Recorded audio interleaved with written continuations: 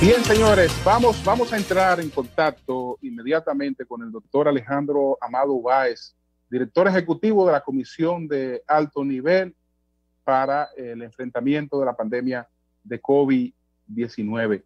Buenos días, doctor, ¿cómo está usted? Hola, buenos días, gracias por la oportunidad.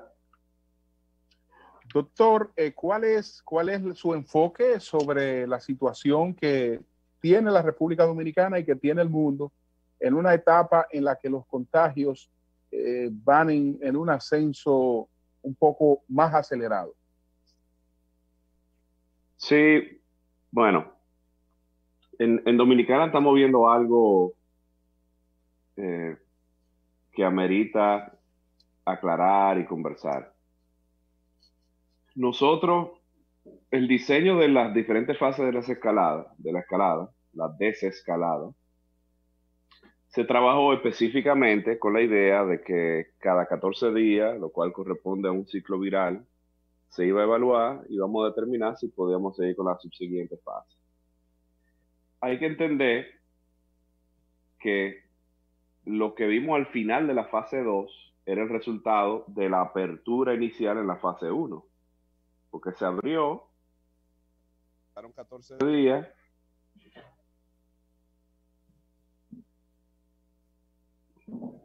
¿Sí? ¿Aló? Se abrió.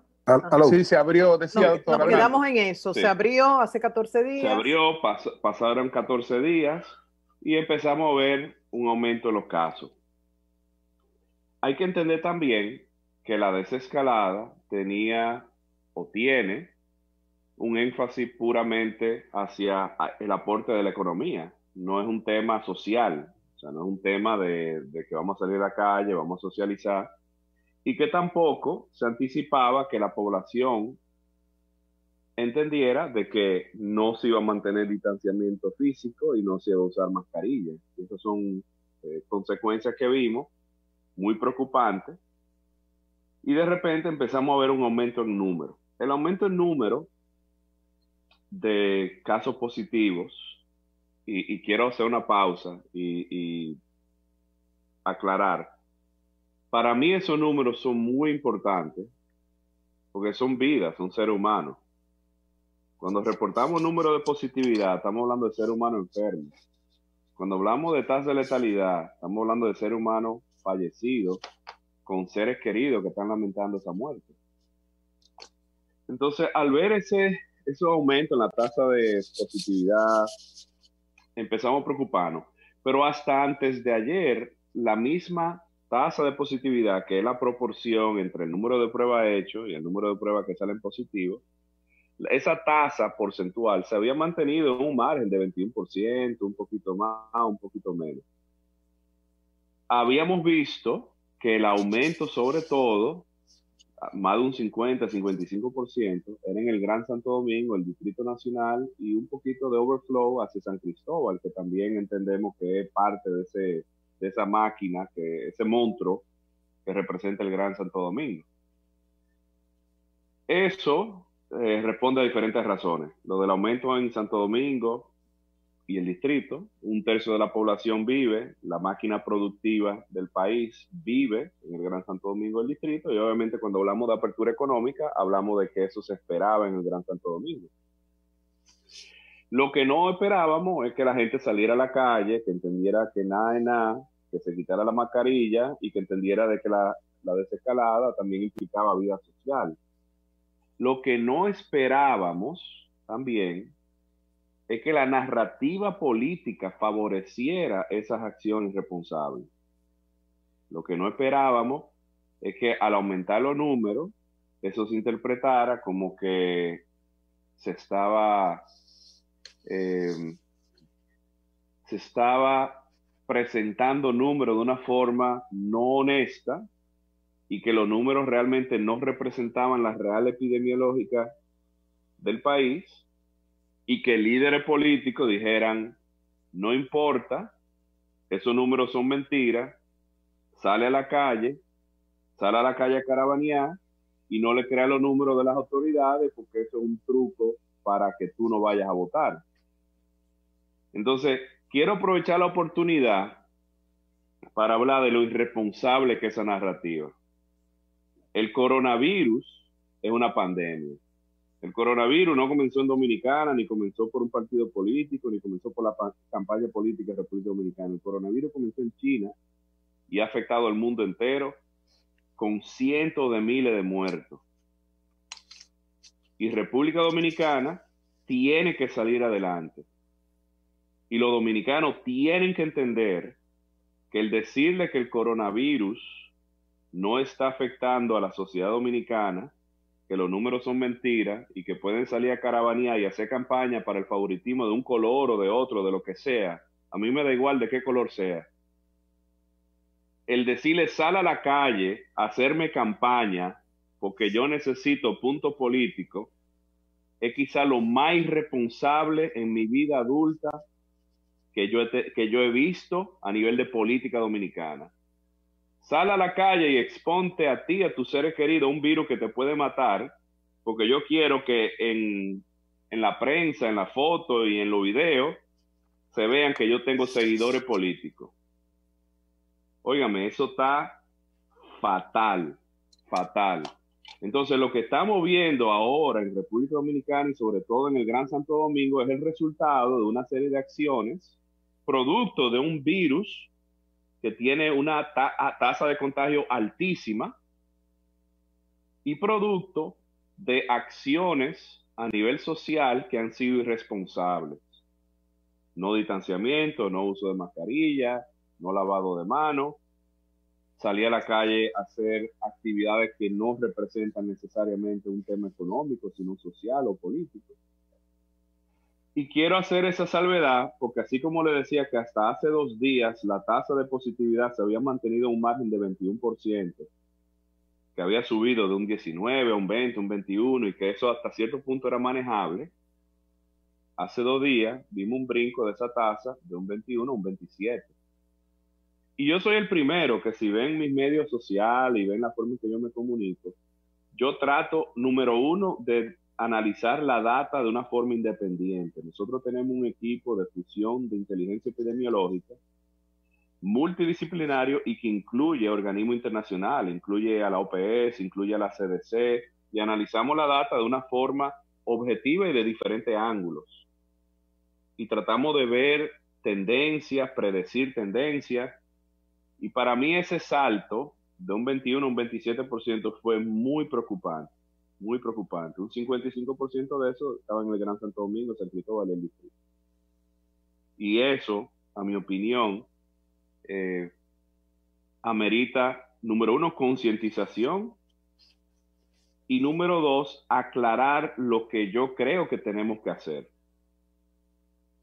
Yo creo que si parte de la narrativa es el tema de las elecciones del 5 de julio, tenemos que aclarar lo siguiente. El doctor Alejandro Báez valora y se siente orgulloso del proceso democrático de la República Dominicana, de nuestra democracia.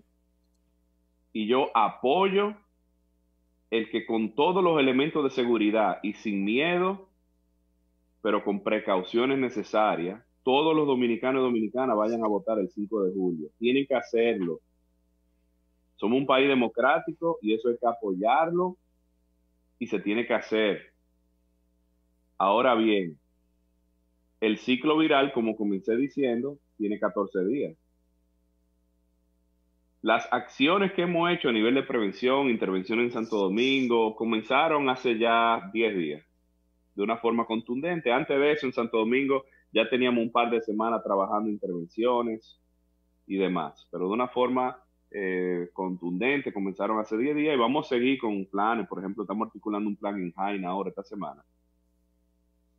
Pero para salvaguardar el balance entre salud pública, epidemiología y la salud de los dominicanos antes de ese gran proceso electoral, es desde ahora que los dominicanos tienen que tomar esas medidas. Cuidarse, aislarse, tener distanciamiento social, lavarse la mano, usar mascarilla. Tenemos que hacer eso de una forma contundente y entender la necesidad para salud pública. Bien. Doctor, qué bueno que sea usted, porque uno lo respeta mucho. Usted, Ayunen, Marte Báez, reputados profesionales. Al ministro yo lo veo más como político en todo esto, casi igual que los candidatos. Pero hay algo que es mi crítica desde el inicio, que es la insuficiente cantidad de pruebas. Acudimos a la apertura cuando OMS recomendaba entre 10 y 12 de positividad, teníamos 20 y entramos. Entiendo lo que usted plantea. No podemos privilegiar votación por vidas, pero en ese momento parece que se privilegió asunto económico por vida. Además, yo siempre he hablado de la administración de la información en los boletines que da el ministro, porque son coincidentes con discursos y decisiones. Por ejemplo, respetándolo mucho a usted, todos estos datos se han dado, los de los últimos 3 días, de cantidad de pruebas de más de 3.000, alrededor de 3.000, cuando hay que tomar una decisión sobre ir al tercer nivel, que no tiene tanta implicación. Son las iglesias y otra cosa, pero frenan otro. Entonces, eso es lo que uno resta. Además, escúchame, Julio, en poblaciones de frontera, yo he dicho, ¿cómo se puede establecer el nivel de contagio cuando se han hecho 80 pruebas? Bien. Yo siempre cito Pedernal e Independencia, desde que hacen pruebas, la positividad se mete en 47, 56. Entonces, ¿qué le estamos preguntando, doctor? ¿Qué le estamos preguntando? Sí, la pregunta es en el sentido de la administración y su queja, porque él como profesional se defiende, y uno lo que ha visto en esto, y yo he sido parte de eso, y entiendo el hondón de su queja, de esa administración tan coincidente en los momentos de las decisiones, que Participación Ciudadana habló ayer, de que se mete miedo con todo esto. Doctor. Sí, bueno, y gracias por la oportunidad. Yo le puedo aclarar lo que es mi posición, mi perspectiva, de forma objetiva y de forma subjetiva también en ese tema. Mire, número uno, lo que la OMS traza en cuanto a 10, 12%, esos son estándares inventados con algo de ciencia, pero entiendan que todos estamos aprendiendo de este tema de coronavirus. Todos estamos aprendiendo. Hay un estándar también fuera de lo que dicta la OMS, y de nuevo, la OMS ha estado en lo cierto en muchas ocasiones, pero ha estado equivocado en muchas ocasiones, eso hay que decirlo. Y no es culpa de la OMS, es un tema de que es un tema nuevo, es un virus nuevo y simplemente todos estamos aprendiendo. Hay un estándar que dice que no es un 10%, sino que tú tienes que tener estabilidad y desaceleración por 14 días. Y ese es el estándar que estamos usando nosotros. ¿Por qué? Porque esos temas de porcentaje de positividad especulan una serie de elementos. Especulan, número uno, un proceso de toma de muestra estándar, con un número estándar, con un pulso comunitario estándar. En República Dominicana, nuestros procesos han ido evolucionando. Ustedes se acuerdan, al principio de la pandemia, nada más se estaban haciendo pruebas en los pacientes enfermos y los pacientes hospitalizados. Por lo tanto, la tasa de letalidad y la tasa de positividad era altísima porque había un sesgo de selección hacia los pacientes más enfermos y hospitalizados. Hoy día hay una combinación de pruebas hacia pacientes sintomáticos, de pruebas a pacientes hospitalizados y algunos de los operativos que hacemos en la comunidad. Las evaluaciones de cero prevalencia que hemos hecho, o sea, el ir a la comunidad a hacer pruebas, nos demuestran una positividad de un 3 a un 4%. Ese 21% que vemos es una combinación de los enfermos, los hospitalizados, los sintomáticos y la cadena de contacto. O sea que ahí también no estamos tan mal. Con relación al número de pruebas, hay que entender lo siguiente. Hace 2 meses queríamos aumentar pruebas y nos exigían aumentar las pruebas. En algunas ocasiones habíamos procedido a explicar de que hacer pruebas es un poquito más complicado llegar a hacerlo que decirlo. Se compran máquinas, se habilitan laboratorios privados, se fortalece el laboratorio nacional, se articulan otros laboratorios públicos, pero de repente cuando pedimos reactivos, el mundo entero está compitiendo con los mismos reactivos y las cadenas logísticas que te permiten que lleguen los reactivos están alteradas producto de la pandemia. Entonces, poco a poco hemos tenido que aprender cuál es la mejor forma de optimizar ese proceso de muestra. Ustedes han visto la noticia que hemos adquirido extractores automáticos, porque hay laboratorios que lo estaban haciendo manual, eso se trabajó. Y poco a poco se ha ido aumentando, poco a poco se ha ido aumentando. Otro punto con el tema de los números de las pruebas. Yo no sé si todos están conscientes. El laboratorio que menos pruebas hace es el Laboratorio Nacional. El sector público es el que menos pruebas hace. El sector privado es el que más pruebas hace.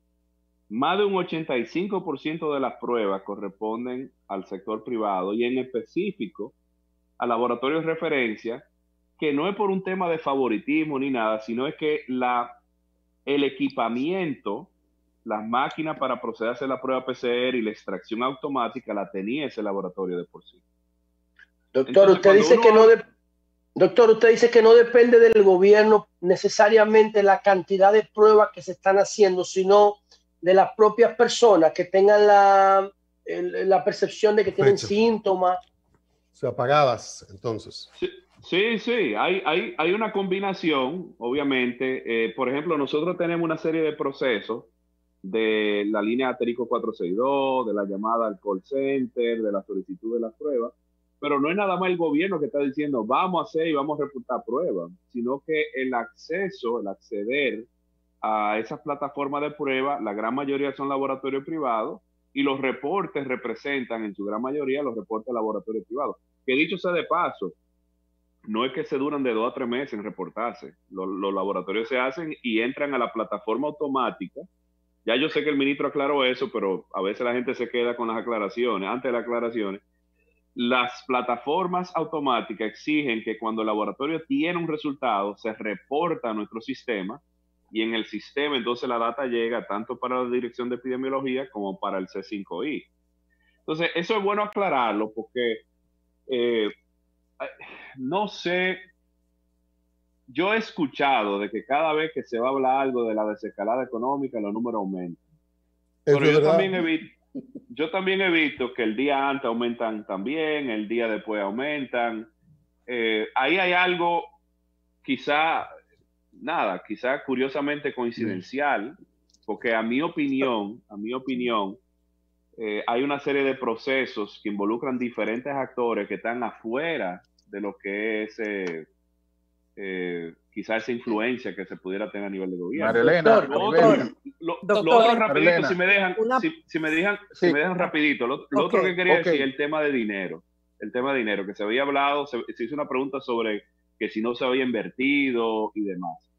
Yo quiero, el 5 de abril, el comité se juramentó en frente al presidente. Yo puedo asegurarle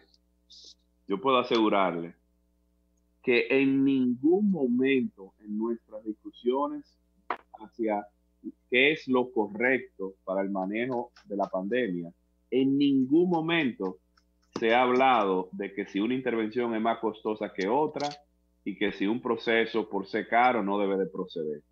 En ningún momento. Inclusive, nunca se ha hablado de dinero. Se ha hablado de hacer lo correcto, se ha hablado de que si esta intervención es muy costosa, cuáles son los elementos para articularla, pero con el tema de prueba, al revés, todo el tiempo lo que hemos trabajado es habilitar el mayor número de laboratorios que podemos y hacer el mayor número de pruebas posible. Doctor, tras la recomendación de ustedes de no entrar a la fase 3, surge la pregunta. ¿Con esto se pospone la fase 4? O sea, ¿hay que esperar más tiempo para reanudar la actividad del sector turístico, entre otros? ¿O podrían entrar de manera conjunta fase 3 y fase 4?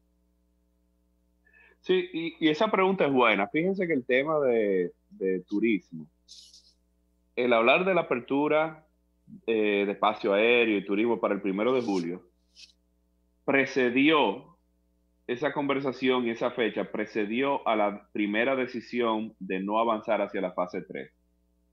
O sea, esa decisión fue antes del tema de la fase 3. Nosotros hemos tenido reuniones con el Ministerio de Turismo, el Ministerio de Salud, con el SONAORES, con los administradores de aeropuertos, y hemos conversado sobre todos estos temas, sobre qué es lo correcto desde la perspectiva de salud pública primero, qué es lo correcto de la perspectiva económica después.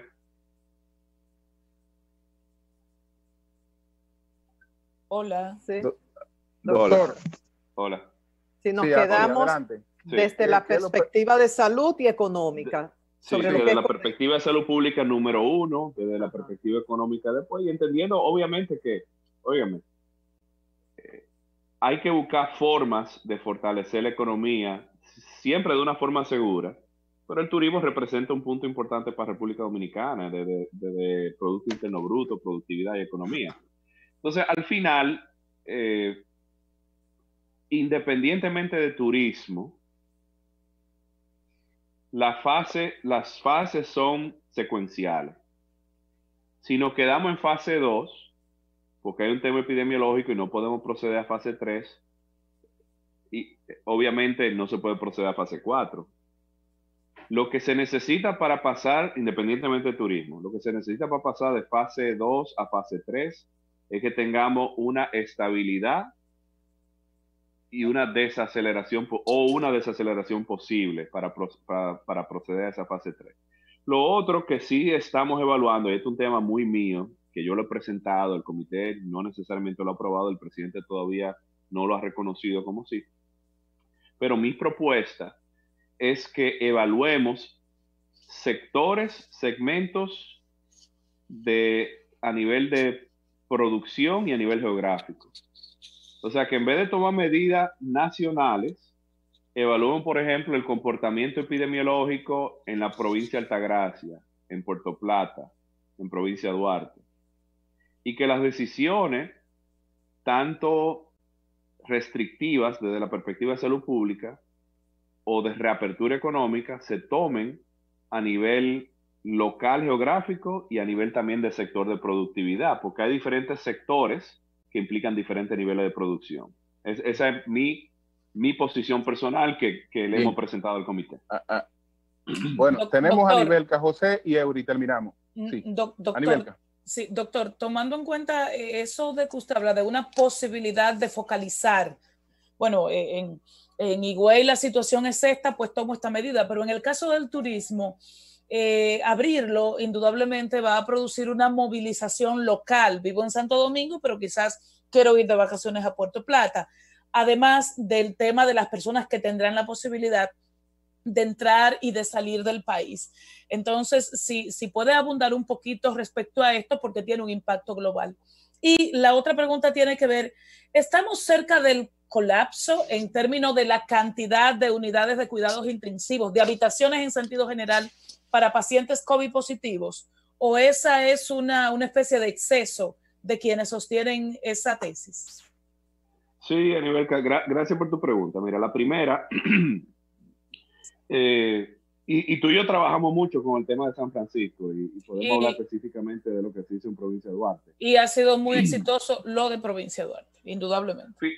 Fíjense, el tema de colapso es muy importante aclararlo. Colapso, y lo digo así de una forma dramática, es una palabra que vende. El colapso del sistema de salud en titulares hace que la gente ponga sus ojos en esos titulares y alimente ese morbo. ¿Qué pasa? Es verdad que el sistema de salud está siendo estresado por el aumento de casos. Sabemos que aproximadamente un 20% de todos los casos positivos van a necesitar hospitalización. Gracias a Dios, en República Dominicana, la tasa de criticalidad se ha mantenido 1/3 por debajo de la mundial. La mundial ha sido un 5%, nosotros los pacientes críticos se han manejado en 1.7, 1.8%. Pero quiero explicar lo siguiente.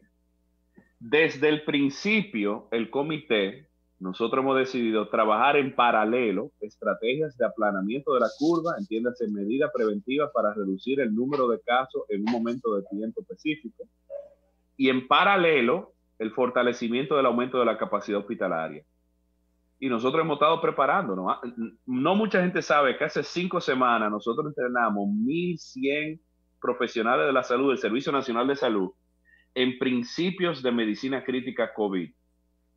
No mucha gente sabe que esta semana estamos articulando un programa de teleintensivo donde especialistas en medicina crítica en Santo Domingo y Santiago, de forma remota, consulten con Barahona, Asua e Higüey para fortalecer ese proceso de toma de decisiones. Esos son elementos dentro de lo que es el plan que tenemos establecido, escrito y desarrollado de aumento de capacidad en terapia intensiva. Paralelo a eso, se ha aumentado el número de camas. Paralelo a eso, se ha trabajado la asignación de otros hospitales para incluir camas COVID. Y paralelo a eso, estamos articulando el sector privado. Nosotros tenemos más de 55 centros privados articulados dentro de la red del dashboard que manejamos en el C5I. Todo eso, lo que también quiero decir es lo siguiente. Cuando vemos que el número de camas utilizadas, sobre todo a nivel de intensivo, sobre todo, o yo diría exclusivamente en el Gran Santo Domingo, en el distrito, ha habido un aumento progresivo de utilización. Hay que entender que por cada cama COVID que está designada, tenemos casi el doble de camas no COVID, que en un momento u otro, si necesitamos más camas, las camas están ahí. Lo que pasa es que las tenemos guardadas para atender los otros casos, atender traumas, atender accidentes cerebrovasculares, atender reemplazo de cadera, lo que sea. Dentro de lo que se llama estándares de terapia intensiva de aumento de capacidad, que yo tengo 10 años trabajando específicamente la planificación a nivel de intensivo para pandemias y medicina crítica en desastre y masiva. Tenemos 10 años trabajándolo a nivel mundial. Lo que se estila es un 20, un 50 y un 70% por encima del 100% de capacidad.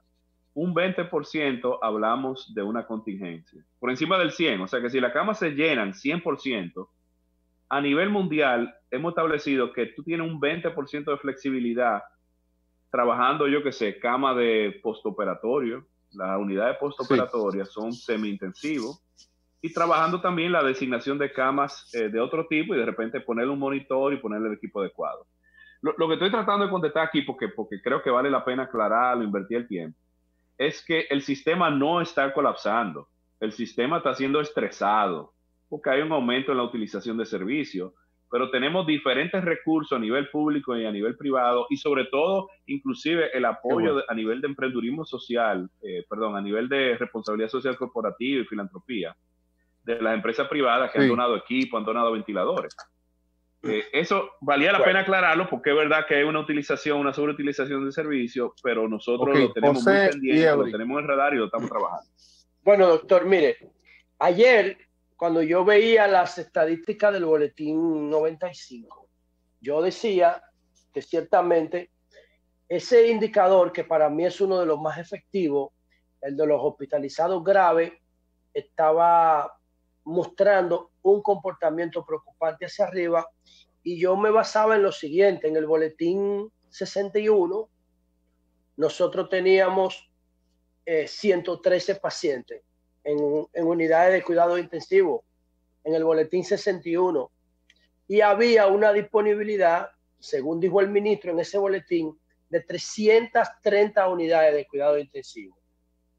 Lo que pasa en el boletín de ayer, en el 95, o sea, 34 días después, entonces nosotros teníamos 175 casos. Pasamos de 113 en unidades de cuidado intensivo a 175. Entonces, yo no tenía la variable de la unidad de cuidado intensivo disponibles 34 días después, porque no la están ofreciendo. Por lo menos en este boletín que yo tengo en mi pantalla de mi tableta no está la cantidad, el inventario de unidades de UCI. Entonces, por eso yo era que decía ayer que para mí es preocupante que hayamos pasado en un mes de 113 pacientes a 175, casi el 30% más. Eso a mí me gustaría que usted lo aclare. Y por otro lado, doctor, quiero citar esto, porque me parece que aquí hay un aspecto ético y profesional. Dice aquí que Participación Ciudadana dice que lo estoy leyendo entre comillas, con el frenazo de la desescalada a poco más de 3 semanas para las elecciones, el gobierno ha generado temor en la población. O sea, no ha generado una alarma de preocupación válida en términos sanitarios. Para Participación Ciudadana, ustedes que les recomendaron al gobierno que no pasara a la fase 3 por el comportamiento estadístico de la pandemia, lo que han generado es temor electoral. En términos éticos y profesionales, ¿cómo usted valora eso que ha dicho esta ONG de la sociedad civil? Sí, y mira, yo tuve una conversación con Participación Ciudadana hace una semana.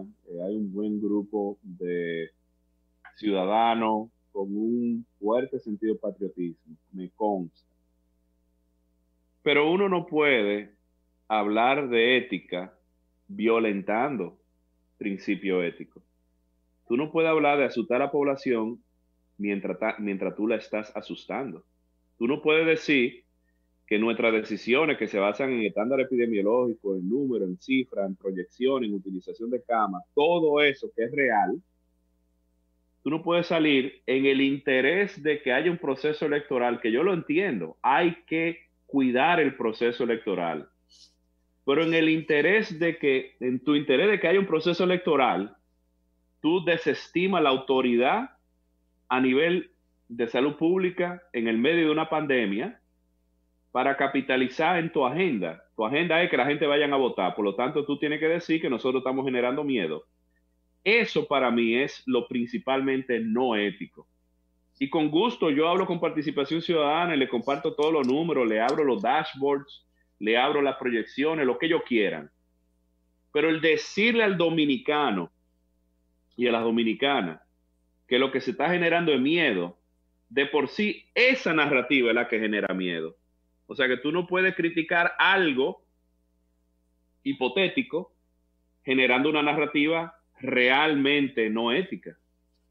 Entonces ahí es donde está mi problema con eso. Si el objetivo es que la gente vayan a votar, les recomiendo Participación Ciudadana y a cualquier partido de cualquier color que utilicen otros instrumentos más morales y más éticos, que no sea el politizar y el desestimar las decisiones de las autoridades a nivel de salud pública en el medio de una pandemia. Eso es muy peligroso y eso es muy criticable y muy irresponsable. Ahora, con el tema de los números, yo puedo hablarle de los números de utilización de cama recientes. Mira, dentro de quizás evaluando un segmento de su punto de la utilización de cama, acuérdense que una cosa es lo que tenemos a nivel nacional. A nivel nacional tenemos 2.597 camas de hospitalización y tenemos 153 UCI habilitadas a nivel público. República, Servicio Nacional, Fuerza Armada y Policía. Eso sin contar la contribución de la red privada que cada día aumenta más. Cuando vemos ese aumento, el problema es el siguiente. Lo que es igual no es ventaja. Si ese aumento en utilización de servicios fuese a nivel nacional, se pudiera controlar mucho mejor la capacidad del sistema y la utilización de los servicios. Pero ¿qué pasa? Hay un input importante hacia el Distrito Nacional y Santo Domingo. Las personas de Barahona están queriendo venir al distrito, las personas de Azo, las personas de Higüey, y eso está creando, tenemos entonces una sobreutilización de servicios a nivel de Santo Domingo del distrito, propio de la densidad poblacional de Santo Domingo del distrito. Pero encima de eso también tenemos personas fuera de Santo Domingo del distrito que están viniendo a atenderse acá. Entonces, la estrategia que estamos articulando es fortalecer la capacidad de atención de esos núcleos de referencia que están queriendo venir a Santo Domingo. Queremos fortalecer Barahona, queremos fortalecer Azua, queremos fortalecer Higüey. Eso va a crear de congestión de los servicios a nivel del distrito, a nivel de Santo Domingo. Y hay un punto sencillo. Si tú le dices a un capitaleño, vete a Azua a atenderte, te va a decir que no. Pero si tú le dices a una gente de Azua, vete al distrito a atenderte, te va a decir que sí. Te va a decir que sí, claro. Y de ahí es donde viene. Si vemos los números globales, si me permiten nada más tirarles rápido los números globales. Un 27% de la cama habilitada del sistema público, un 27% solo están siendo utilizados, camas COVID. un 58% de la cama intensiva a nivel nacional están siendo utilizadas para COVID y un 42% de los ventiladores están siendo utilizados para COVID. O sea, todavía tenemos capacidad a nivel nacional. Pero si segmentamos esos números a nivel del Distrito de Santo Domingo, con el aumento de casos en el Distrito de Santo Domingo y la utilización de servicios, obviamente el Distrito de Santo Domingo se ha convertido en un área tensa que tenemos que buscar soluciones para resolver, para descongestionar la capacidad del sistema y para generar más estrategias preventivas. Sí. Bueno, Eury Cabral, y finalizamos. Sí. Alejandro, varios líderes de la oposición y medios de comunicación y comunicadores que están como parte de, digamos, de la estrategia de la oposición han afirmado en varias ocasiones que el gobierno, que la comisión altera las cifras, la maneja de manera utilitaria para otros fines que no es el problema sanitario. ¿Qué respuesta concreta tú tienes a eso desde el punto de vista de ser el responsable de la comisión? Sí, gracias, Eury. Nosotros, yo no tengo información de que las cifras se alteren. Yo no tengo conocimiento, no tengo información. Yo lo que entiendo es, de nuevo, esa narrativa es muy peligrosa, porque entonces lo que genera es confusión y genera desconfianza. Y lo que se está buscando es generar confusión y generar desconfianza. Pero se está buscando generar confusión y desconfianza en el medio de una pandemia, donde la realidad es que los dominicanos están siendo afectados por el coronavirus, se están enfermando, se están muriendo por el coronavirus, están utilizando los servicios de salud, y al final, dos malos no hacen un bueno. Si se postula que las cifras son manipuladas, se postula, yo no tengo conocimiento, no tengo información, no tengo forma de verificar eso, inclusive tengo forma de verificar que los números que nosotros manejamos desde el comité son reales, porque tenemos organismos internacionales trabajando el análisis junto con nosotros, y tenemos más del 80% de los datos que se reportan vienen del sector privado. O sea, no hay forma de que haya una influencia propia del gobierno cuando nosotros tenemos actores de organismos internacionales y tenemos participación privada entrando directamente en este proceso. Entonces, si lo que se postula es que los números son falsos, la narrativa de desestimar y descalificar nuestras intervenciones y nuestros esfuerzos, confundir al pueblo, decir que nada es nada, decirle que los números no son de verdad, por lo tanto tú tienes que salir. La gente entiende que sus líderes sociales y políticos le están dando esa información y como nada es nada y como el coronavirus no hace nada y como los números son falsos, vamos a salir a la calle a caravanear, vamos a quitarnos la mascarilla y vamos a hacer lo que los líderes me dicen que yo tengo que hacer. Para mí, si se postula que los números están manipulados, eso tienen que comprobarlo. Ahora, lo que yo sí tengo forma de comprobar es que esa narrativa es peligrosa, desautoriza y confunde. Y esa narrativa yo sí puedo estadísticamente comprobar que desde que se empezó a decir eso, los dominicanos están tirados a la calle irresponsablemente sin tener medidas de control ni de cuidado. Entonces, vamos a cambiar el canto, vamos a ser más responsables. Si ustedes lo que quieren es conseguir más votos y que tengan más seguidores y que la gente vayan a votar, búsquense otra forma más creativa, recluten neuronas, óigame, recluten neuronas y busquen forma más creativa de generar seguidores que no sea politizando y confundiendo a la población en el medio de una pandemia. Y si quieren, yo le ayudo a reclutar neuronas, buscamos gente, lo ayudamos, pero no me cambien esa narrativa de una forma peligrosa para hacerle daño a los dominicanos, para usted conseguir votos y que la gente salga a la calle con sus colores de partido. Eso está muy mal. Bien. Bueno, doctor, pues le preguntan el doctor Amado Alejandro Báez. El polvo del Sahara combinando con el COVID y las altas temperaturas. Sí, miren, ahí hay un tema. Lo mío es COVID, obviamente, yo me mantengo en mi línea. Pero lo que pasa es, por ejemplo, no es solamente el polvo del Sahara. El polvo del Sahara va a generar síntomas respiratorios que nos va a crear confusión en el medio de la evaluación neta del coronavirus. Eso es muy peligroso. Lo otro es, estamos entrando en temporada ciclónica. y eso hay que hablarlo también, y de repente con la lluvia hay asentamiento de agua y viene el tema de dengue también. O sea, tenemos que tener pendiente todo eso, porque al final las mismas autoridades de salud pública que bregan COVID son las que bregan con todas estas otras cosas. Y los dominicanos simplemente tenemos que estar conscientes de cómo controlar todo eso, y es un reto mayor a lo que es control de esta pandemia cuando las personas presentan síntomas parecidos a lo que sería coronavirus. Bien, gracias. Bueno, el doctor Alejandro Amado Báez, el director ejecutivo de la Comisión de Alto Nivel. Muchas gracias. Entonces, señores, bueno, nosotros vamos... Gracias por la invitación y me disculpan si fuimos un poquito más intensos hoy. No, muy bien, doctor, muy bien. Muy bien. Brillante, doctor. Excelente. Felicidades, doctor, excelente, por esas responsabilidades y por compartir sus recetas como chef. Aníbal que usa orégano y agrio de naranja para hacer un buen sancocho. Esas son cosas personales. No, él lo publicó.